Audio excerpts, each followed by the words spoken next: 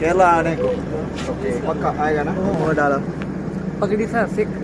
ठीक है। हाँ वो आपका सिंह ऐसा। हाँ. Okay Hi everybody, welcome to Two Thoughts. This is Ashraf's brother and this is Ashraf. Two Thoughts. And this is banana and guava. Goa. Yeah. He's going to. Tell me. Agra. Where are you going? Agra. Agra. No, don't This say is my Agra. Don't journey. lie. This is my journey to Agra. Journey to whom? To meet Mumtaz. No. And then Delhi. Yeah. That is a long trip I can do. long to Ajmer. So it is suspense everything where I'm going. Everything is So suspense. hope you guys will see this video till the end to get to know where he is going. ഇത് കാസർഗോഡ് നിന്ന് train കയറി അർദ്ധരാത്രിയായിരുന്നു. എല്ലാവരും ഉറങ്ങുകയായിരുന്നു, ഞാനും ഉറങ്ങി. അങ്ങനെ രാവിലെ എണീറ്റ് നിൽക്കുന്ന നിപ്പ കണ്ടില്ലേ. അങ്ങനെ അകത്തേക്കൊന്ന് നോക്കാമെന്ന് വിചാരിച്ചു. ക്യാമറ കൊണ്ടുപോകാൻ പേടിയാണ്. വന്ന് കയറിയതേ ഉള്ളൂ. അപ്പോഴാണ് വലതുഭാഗത്ത് ബ്യൂട്ടിഫുള്ളായിട്ടുള്ള മോർണിംഗ് വ്യൂ കാണുന്നത്. It was really amazing.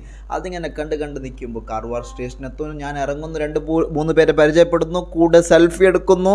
മറ്റൊരാൾ DMK പാർട്ടിയുടെ മെമ്പറൊക്കെ ആണെന്ന് പറഞ്ഞു. അങ്ങനെ വീണ്ടും ട്രെയിനിലേക്ക് കയറി എൻ്റെ യാത്ര വീണ്ടും തുടങ്ങി. പക്ഷേ ഇപ്രാവശ്യം ഞാൻ ഇച്ചിരി വാശിയിലാണ്. എനിക്കിതിൻ്റെ അകത്ത് വീഡിയോ എടുത്തേ പറ്റൂ, ഞാൻ ആരെയും കെയർ ചെയ്യില്ല എന്ന് വിചാരിച്ചു. ഞാൻ എൻ്റെ വാശിയോട് കൂടി അകത്തേക്ക് ഒരു സ്പീഡായിട്ടുള്ളൊരു വാക്ക്. അങ്ങനെ ഈ വാക്കങ്ങ് എൻഡപ്പ് ചെയ്തപ്പോൾ ഗോവ എത്തി. ഗോവയുടെ സ്റ്റേഷനിൽ ഇറങ്ങുന്നു, മിഠായിക്കട കാണുന്നു. മൈ ഗോഡ്, ഇറ്റ് ഈസ് ഞങ്ങളുടെ നാട്ടിലുള്ള അതേപോലത്തെ സാധനം. ഒന്നും മേടിക്കാൻ നിന്നില്ല, പക്ഷേ കുറച്ച് മഴയൊക്കെ ഉണ്ടായിരുന്നു. അങ്ങനെ അതും കണ്ടിങ്ങനെ നിന്ന് വീണ്ടും ട്രെയിനിൻ്റെ അകത്തേക്ക് കയറുന്നു. ട്രെയിനിൻ്റെ അകത്ത് കയറി നോക്കുമ്പോൾ ഞങ്ങളുടെ ട്രെയിനിൻ്റെ അകത്തുള്ള ആൾക്കാരൊക്കെ ഞാൻ പരിചയപ്പെട്ടു. അങ്ങനെ ഇവരൊക്കെ എണീറ്റ് നിൽക്കുന്നതേ ഉള്ളൂ. അങ്ങനെ നോക്കി നിൽക്കുമ്പോൾ മഡ്ഗാവ് സ്റ്റേഷൻ കണ്ടപ്പോൾ ഞാൻ വിചാരിച്ചു ഗോവ എവിടെയാണ്, കടലെവിടെ എന്ന് നോക്കുമ്പോൾ കടൽ കാണുന്നില്ല. അതേ തനിമയുള്ള കേരളത്തിൻ്റെ ഗ്രീനറി കണ്ട് ഞാൻ വിചാരിച്ചു എന്തിനാ ഇവിടെ ആൾക്കാരൊക്കെ വരുന്നത് എന്ന്. പക്ഷേ ഇവിടെ അപ്പുറത്തായിരിക്കാം ബീച്ച്. അതിനുശേഷം എനിക്ക് ബ്രേക്ക്ഫാസ്റ്റ് കിട്ടുന്നു. മൈ ഗോഡ്, അതേ ഉപ്പുമാവ് സജ്ജിക കഴിച്ചും അടുത്തതാണ്. അങ്ങനെ വീണ്ടും നമ്മുടെ കൂടെ ഉള്ളത് ഒരു അജ്മീരിയായ നമ്മുടെ റെയിൽവേ വർക്കറാണ്. അദ്ദേഹം പറയും ഞങ്ങളുടെ ഇതൊക്കെ ഇത് किधर से अजमेर से क्यों वो डाला? पगड़ी था सिख. ठीक है. हाँ वो आपका सिंह ऐसा. हाँ. ओके. आपका कितना साल में काम कर रहा है? 5 महीने हो गए. 5 महीने. स्टार्ट शुरू हो गया. अच्छा. അങ്ങനെ വീണ്ടും ട്രെയിനകത്തേക്ക്. പണിയൊന്നുമില്ലല്ലോ, ഒരു ചായ കുടിക്കാമെന്ന് വിചാരിച്ചു. അങ്ങനെ ചായയും പാട്ടും, it was A very good combination. അങ്ങനെ അതും കുടിച്ചിങ്ങനെ നിൽക്കുകയായിരുന്നു. അടുത്തതായി വന്നു വെള്ളം വിൽക്കുന്നയാൾ. അങ്ങനെ വെള്ളവുമായി അടുത്തയാൾ വന്നു. മൈ ഗോഡ്, അങ്ങനെ വെള്ളം കുറച്ചും കുടിച്ചു. പിന്നെ ജ്യൂസൊക്കെ മേടിച്ചു. പിന്നെ പഴംപൂരി എന്ന് പറഞ്ഞ് മറ്റൊരാൾ വരുന്നു. പഴംപൂരി മേടിക്കുന്നു, കഴിക്കുന്നു.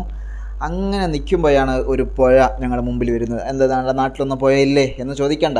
ഇതിൻ്റെ അകത്ത് കാണാനുള്ളൊരു ഭംഗിയെ വേറെ നെക്സ്റ്റ് ലെവൽ വ്യൂ ആയിരുന്നു. അതും എൻജോയ് ചെയ്തു. നിങ്ങളെയും കൂടി ഞാൻ ഇങ്ങനെ കാണിക്കാൻ വേണ്ടി ക്യാമറയും അവിടെ വെച്ചു. അതിനുശേഷമാണ് ഞാൻ അകത്ത് നോക്കിയപ്പോൾ അവിടെ ഒരുപാട് പേര് ഞങ്ങൾ അവിടെ സംസാരിക്കാൻ വേണ്ടി വന്നിരുന്നു. അങ്ങനെ അവരൊക്കെ സംസാരിച്ച് നിൽക്കുന്നത് കണ്ടു. കുറച്ച് മടുത്തപ്പോൾ വീണ്ടും മുകളിൽ പോയി. ഞാൻ ഉറങ്ങാൻ തന്നെ തീരുമാനിച്ചു. അങ്ങനെ ഉറങ്ങുന്നതിന് മുമ്പ് നമുക്ക് അവിടെ ട്രെയിനിൽ നിന്ന് കിട്ടിയ മറ്റേ ബെഡ്ഷീറ്റും പിന്നെ പില്ലോയും കാണിക്കാമെന്ന് വിചാരിച്ചു. അങ്ങനെ നിങ്ങൾക്കതും കാണിച്ചു. അതിനുശേഷം അതിട്ടിങ്ങനെ കിടന്ന് ഉറങ്ങാൻ വേണ്ടി ഉദ്ദേശിക്കുമ്പോൾ പിന്നെയും പ്രോബ്ലം. തല മുകളിലേക്ക് തട്ടുന്നു. ഞാൻ നീളമുണ്ടായത് കൊണ്ടോ അല്ല ഇതിൻ്റെ പ്രോബ്ലമാണെന്നോ അറിയില്ല, ഭയങ്കര ബുദ്ധിമുട്ടാട്ടോ. അങ്ങനെ പിന്നെ എന്തായാലും ഞാൻ അങ്ങനെ ഉറങ്ങുന്നൊരു വീഡിയോ നിങ്ങൾക്ക് കാണിക്കാമെന്ന് വിചാരിച്ചു. അങ്ങനെ ഉറങ്ങുന്ന വീഡിയോ വളരെ കംഫർട്ടായിരുന്നു. ആ സൈഡിൽ കാണുന്നത് തന്നെയാണ് AC, ഒരു ഫാൻ പോലെ കാണുന്നില്ല, അതാണ് നമ്മുടെ AC. അതിൻ്റെ അകത്തുനിന്ന് നെഞ്ഞത്തോട്ടൊക്കെ തന്നെ AC വന്നുകൊണ്ടിരുന്നു. പക്ഷേ ഇറ്റ് വാസ് റിയലി അമേസിങ്. എവിടെ നിന്നാണ് ഈ ബെഡ്ഷീറ്റും പില്ലോകളൊക്കെ വരുന്നത് നോക്കുമ്പോൾ ഇവിടെ ഒരു കപ്പാട്ടുണ്ട്. കപ്പാട്ടിനകത്ത് ചങ്ങായി അടിച്ചിങ്ങനെ തിരിച്ചും മറിച്ചും കളിക്കുകയാണ്. നോക്കുമ്പോൾ മൂപ്പരാണ് ഈ റെയിൽവേ വർക്കർ, മൂപ്പരാണ് ഇതിൻ്റെ ഇൻചാർജ്. അപ്പോൾ ഇവർ ഓരോ കമ്പാർട്ട്മെൻറ്റിന് നമ്പർ വെച്ച് ഇതിനെ അലോട്ട് ചെയ്യുന്നുണ്ട്. ഓരോ കമ്പാർട്ട്മെൻറ്റിന് ഇത്ര ബെഡ്ഷീറ്റ്, ഈ നമ്പറിലെ ബെഡ്ഷീറ്റ് ഈ കമ്പാർട്ട്മെൻറ്റാണെന്നൊക്കെ പറഞ്ഞ് എഴുതി വെച്ചിട്ടൊക്കെ ഉണ്ട്. അങ്ങനെ മൂപ്പര് ഇതിൻ്റെ ഇൻചാർജ് ആയതുകൊണ്ട് ഇതിനെ ചില പുതിയ ആൾക്കാർ വരുമ്പോൾ അതിന് അവർക്ക് ഇത് എടുത്തു കൊടുക്കുന്നു, കാര്യങ്ങളൊക്കെ ചെയ്തുകൊണ്ടിരുന്നു. അങ്ങനെ മൂപ്പരോട് ഞാൻ പേഴ്സണലായി കുറച്ച് സംസാരിച്ചു അതിന് ശേഷം കേട്ടോ. ചട്നി വട എന്ന് വിളിച്ച് അടുത്ത ആൾ വരുന്നു, ചട്നിയും വടയും മേടിക്കുന്നു. ഞാൻ കഴിച്ചില്ല, അവരൊക്കെ കഴിച്ചു. പിന്നെ ട്രെയിനിൽ വേറെ ജോലിയൊന്നുമില്ലല്ലോ, കഴിക്കുക, ഇരിക്കുക, സംസാരിക്കുക, ഇതന്നെയാണല്ലോ. അപ്പം രണ്ടര ദിവസം ഞാനിങ്ങനെ യാത്ര ചെയ്യുമ്പോൾ ഇതേ പരിപാടിയുള്ളൂ. അവനെ മേടിക്കുന്നു, കഴിക്കുന്നു, ചിലപ്പോൾ മറ്റാൾ കഴിക്കുന്നത് നോക്കി ആസ്വദിക്കുന്നു, അത്രേ. മൂപ്പര് ഗോവക്കാരനാണ്. മൂപ്പരെ ഞാൻ പരിചയപ്പെട്ടു. അതിനുശേഷം ട്രെയിനകത്ത് വരുമ്പോൾ ഫുഡിൻ്റെ സമയമായി, ഉച്ച സമയമായി. ബിരിയാണിയും പല പല പല പല രസമുള്ള ഭക്ഷണമായിരുന്നു. ഞാനാണെങ്കിലോ വെജ് ഭ്രാന്തനായതുകൊണ്ട് വെജ് കഴിച്ചു. പക്ഷേ quality wise I really appreciate. അത്രയൊന്നും ലോ ക്വാളിറ്റി ആയിരുന്നില്ല. I paid 100 rupees. എനിക്ക് 2 കറി കിട്ടി. ഞങ്ങളുടെ എക്സ്പെക്റ്റേഷൻ ആക്ച്വലി ട്രെയിനിൻ്റെ ഫുഡിനെ പറ്റി നമുക്ക് പണ്ടേ അറിയാമല്ലോ, 0 എക്സ്പെക്റ്റേഷനാണ്. കിട്ടിയത് വർത്താണ്. ആക്ച്വലി ഞാൻ വളരെ ആസ്വദിച്ച് കഴിച്ചു, ഒരു പ്രശ്നം ഉണ്ടായിരുന്നില്ല. അതിനുശേഷവും സ്റ്റൊമക്കിന് ഒരു പ്രശ്നം വന്നില്ല. ഇങ്ങനെ കഴിച്ചങ്ങ് ആസ്വദിച്ച് നിന്നു. അങ്ങനെ അടുത്തുള്ള ആളാണെങ്കിൽ ചിക്കൻ കറിയും കാര്യങ്ങളൊക്കെ മേടിച്ചു. മൂപ്പർക്കാണെങ്കിലും ഒരു പ്രശ്നവും വന്നില്ല, കാരണം അത്യാവശ്യം ക്വാളിറ്റിയൊക്കെ ഉണ്ടായിരുന്നു. അതും കഴിച്ചു ഞങ്ങളുടെ യാത്ര വീണ്ടും തുടർന്നു. M.A. യൂസുഫ് അലി എന്ന് കേട്ടിട്ടുണ്ടോ? M.A. യൂസുഫ് അലിയുടെ കുടുംബക്കാരനായി ഇദ്ദേഹം എന്നെ വന്ന് പരിചയപ്പെടുന്നു. ടണലിനകത്ത് വീണ്ടും 2 വിദ്യാർത്ഥികളെയും കൂടി പരിചയപ്പെടുന്നു. അവർ കേരളത്തിൽ നിന്ന് ജയ്പൂരിലേക്ക്, രാജസ്ഥാനിലെ ജയ്പൂരിലേക്ക് പോവുകയാണ്. ഒരു ഇന്ത്യൻ നേവി കോച്ചിങ് മേടിക്കാൻ വേണ്ടി. അവിടെ എക്സാം എഴുതി ഇന്ത്യൻ നേവിയിൽ ജോയിൻ ചെയ്യാനാണ് ഇവരുടെ പ്ലാൻ.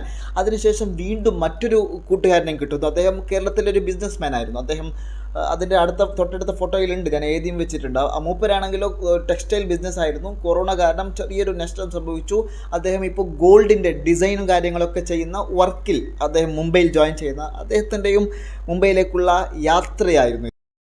ഇവരാണ് ജയ്പൂരിലേക്ക് സ്റ്റഡീസിന് വേണ്ടി പോകുന്നവർ. ഇദ്ദേഹമാണ് ബിസിനസ് മാൻ. ഈ നമ്മുടെ ട്രെയിൻ യാത്രയിലാണ് ഈ പ്രശ്നങ്ങളൊക്കെ നിങ്ങൾ നേരിടുന്നത്? ജലദോഷം വേറെ സ്ഥലത്ത് പോയാലും അങ്ങനെ? ഞാനൊരു ചിക്കൻ സ്റ്റാളിലായിരുന്നു ഫസ്റ്റ്.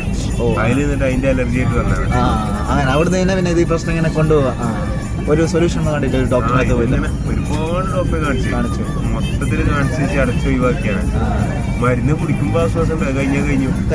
അങ്ങനെ പരിഹാരം ശരിക്കുള്ള തരാൻ വേണ്ടിയിട്ട് കുടിച്ച് പല കള്ളുടിയന്മാര് നടക്കണമായിരുന്നു. മരുന്നിന്റെ ഭയങ്കര ശരീരം പറ്റ പോയി 38 കിലോനൊക്കെ ആയിരുന്നു. 38 കിലോനായിരുന്നു. 38. എന്നെ കണ്ടറിയില്ല, അങ്ങനത്തെ ഒരു ലെവലായിരുന്നു. നേരെ നടന്നാൽ നേരെ എത്തില്ല, വേറെ സ്കൂളിലേക്ക് എത്താം. ശരീരം ബാലൻസ് ചെയ്യാൻ കഴിയില്ലായിരുന്നു, അങ്ങനത്തെ ഒരു ലെവലൊക്കെ പല കള്ളുടിയന്മാര് പോണമായിരുന്നു. ഇതിലേക്ക് തിരിച്ചു വന്നു. പിന്നെ അങ്ങനെ ഏറെക്കുറെ സുഖമായി. പോയിട്ട് ഹൈദരാബാദിലുണ്ടല്ലോ മീൻവിങ്ങല്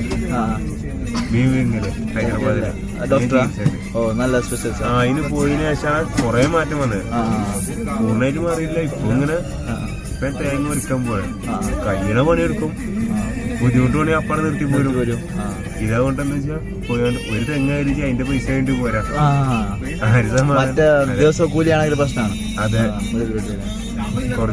നല്ല ഹാർഡ് വർക്ക് ആണല്ലോ ജോലി ചെയ്യാൻ. ഇപ്പൊ ഈ ലെവലിൽ പണിയെടുക്കാൻ കഴിയുന്നുണ്ട്. ഇപ്പൊ ഇന്നൊക്കെ 4 മണി 4:30 മണിയാക്കാൻ നീച്ചിട്ട് ബാത്റൂമിൽ പോയി എടുത്ത് വന്ന് ഇതിന്റെ നിസ്കാരം എല്ലാം കഴിഞ്ഞു. മറ്റേ രാവിലെ 9 മണിയാണ് റൂമിൽ നിന്ന് പുറത്തിറങ്ങാൻ പറ്റില്ലായിരുന്നു മുമ്പ്. അത്ര ബുദ്ധിമുട്ടായിരുന്നു. ഒരുപാട് മാറ്റമുണ്ടല്ലോ. നല്ല ഡോക്ടർ അടിപൊളിയാണ്. അയാളെന്താ സ്പെഷ്യൽ? ഹൈദരാബാദിൽ എന്ത് ഡോക്ടറാണോ അല്ല ഒരു പ്രത്യേക ചികിത്സയാണ്? അവിടെ ഒരു പ്രത്യേക ചികിത്സയാണ്. പേരെന്ത് പറഞ്ഞാൽ? എന്റെ പേര് അല്ല അതിന്റെ അതറിയില്ല. അവിടെ വെച്ചാല് വർഷത്തിലൊരു ദിവസം ചികിത്സയുള്ളൂ. ഫ്രീ അല്ല? ഫ്രീ ആണ്. അത് കുറെ ആളുകൾ പറഞ്ഞു തട്ടിപ്പാണ് പോണ്ടെന്ന് പറഞ്ഞു. ഒരുപാട് പൈസ ചെലവാക്കി. ഒന്ന് പോയി നോക്കി തട്ടിപ്പാണി ആയിക്കോട്ടെ പോയി. അവസാനം എല്ലാം പൊളിയായി. നല്ല മാറ്റമുണ്ട്.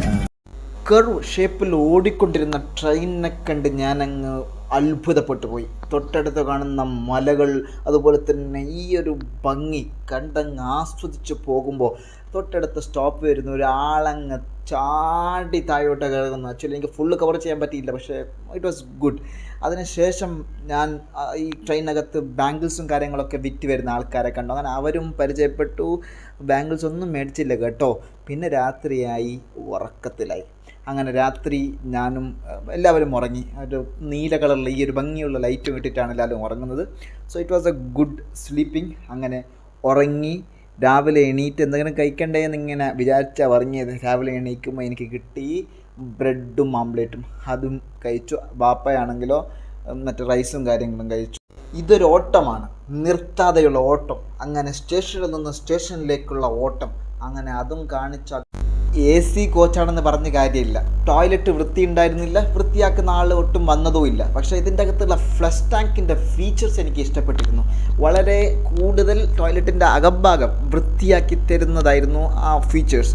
അതിനുശേഷം എൻ്റെ റൂമിൻ്റെ അകത്ത് ഇവിടെ കമ്പാർട്ട്മെൻ്റ് അകത്ത് ഇരിക്കുന്ന ആൾക്കാർ അവർ പാട്ടും കാര്യങ്ങളൊക്കെ കേട്ട് വളരെ ആസ്വദിച്ചിരുന്നു. മിക്ക സമയത്തും ഞാൻ പുറത്താണെങ്കിലും ഇവരുടെ സംസാരവും ഇവരുടെ ഇതൊക്കെ കേൾക്കാൻ തീർച്ചയായിട്ടും വളരെ ഇൻട്രസ്റ്റിംഗ് ആയിരുന്നു. പാർട്ടിക്ക് പ്രവർത്തിക്കുന്ന ഇദ്ദേഹത്തിൻ്റെ കയ്യിലെ മോതിരം കണ്ട് ഞാൻ അത്ഭുതപ്പെട്ടു. नाम क्या है इसको? इडली इडली समंदी डोसा. കടല വിൽക്കുന്ന ഈ കുട്ടി എന്നെ കണ്ടപ്പോൾ ഓടിപ്പോയി. അതിനുശേഷം 2 നിലയിലുള്ള കണ്ടെയ്നർ ക്യാരി ചെയ്യുന്ന ട്രെയിനെ കണ്ടു. അത് ആദ്യമായിട്ടാണ് ഞാൻ അതിലൊക്കെ ട്രെയിൻ കാണുന്നത്. പിന്നെ 2-3 കൂട്ടുകാരെ പരിചയപ്പെടുന്നു. രാജസ്ഥാനിലെ ബ്യൂട്ടിഫുൾ ആയിട്ടുള്ള മലകൾ കണ്ടു. ഞാനങ്ങ് ആസ്വദിച്ച് അടുത്ത റെയിൽവേ സ്റ്റേഷനിൽ ഞാനങ്ങ് ഇറങ്ങി. ओके पूरी सब्जी वो पूरी पूरा है. अच्छा सामान राजस्थान किधर है? स्टॉप को मारवाड़ मारवाड़ है ना? पूरी भाजी भाई प्रश्न होगा. पूरी भाजी वजह केरला आने को पक्का आएगा ना? ओ अच्छा है. कितना इसको? ये कितना ग्लास को? ये 3 rupees 1 piece. ये ग्लास को 3 रुपीस का 3 rupees 1 piece. इधर दुकान में मिलता है? नहीं, आप हाथ से बनाते आप बनाया खुद? हम भी बनाता है और बाहर से मंगाता है. ओके ये वाला हमको फ्री है ना? कचरा क्यों बेटा? ये तुम्हारे देश में नहीं मिलता है. चाय कितनी? 1 2 3 3. രാജസ്ഥാനിലെ ചായ പൊളിയാട്ടാ. ഇത് ചായ കുടിച്ച കാരണം ഗ്ലാസ് വെച്ചാലേ ഇത് രസീകാരം ഉടഞ്ഞു പോകാവോ? അത്രേ ഉണ്ടാവുള്ളൂ. ഇവിടെ ഒരു പുതിയ ഷോപ്പും കൂടി കിട്ടി. വെള്ളം പാനിക്ക ഷോപ്പ് ഏനാ. അച്ഛാ കിतना इसको 300 ml പാനിക്ക് 1 രൂപ ഗ്ലാസ്സിൽ കാണുന്നുണ്ടോ? 2 രൂപയുണ്ട്. കോൾഡ് ആണെങ്കിൽ 2 രൂപ. ക്यों 2 रुपये 300 ml को 2 रुपये क्यों? 2 रुपए की 300 ml है ना? 300 ml मिली कितना पैसा? 5 रुपए लीटर है. 5 रुपये लीटर. ठंडा चाहिए तो सब सेम है. नॉर्मल भी लो ഓക്കെ വെള്ളത്തിന് 5 രൂപ, ഗ്ലാസ്സിന് 5 രൂപ. എല്ലാ തുടക്കത്തിനും ഒരു അവസാനമുണ്ട് അല്ലേ? ഞങ്ങളുടെ യാത്രയും ഏകദേശം അവസാനിക്കാൻ ആയി. ഈ മനോഹരമായ ബ്യൂട്ടിഫുൾ ആയിട്ടുള്ള രാജസ്ഥാനിലെ ഈ കാഴ്ചകൾ ഞാൻ ഡോർ ഓപ്പൺ ചെയ്ത് ഇങ്ങനെ ആസ്വദിച്ചു കൊണ്ടിരുന്നു. വരുന്ന കാറ്റുകളൊക്കെ വളരെ ചൂടുള്ള കാറ്റായിരുന്നു. ആ ഭംഗിയുള്ളത് ആസ്വദിച്ച് അവിടെ ഇറങ്ങി അടുത്ത ഞങ്ങളുടെ കണ്ടിന്യൂഷൻ വരാൻ പോവുകയാണ്. റിക്ഷയൊക്കെ കയറി ഒരുപാട് ബാർഗൈനൊക്കെ ചെയ്തിട്ടുണ്ട്. അത് ഞാൻ അടുത്ത പാട്ടിൽ നിങ്ങൾക്ക് വളരെ വ്യക്തമായി പറയാം. കണ്ടതിന് നന്ദി.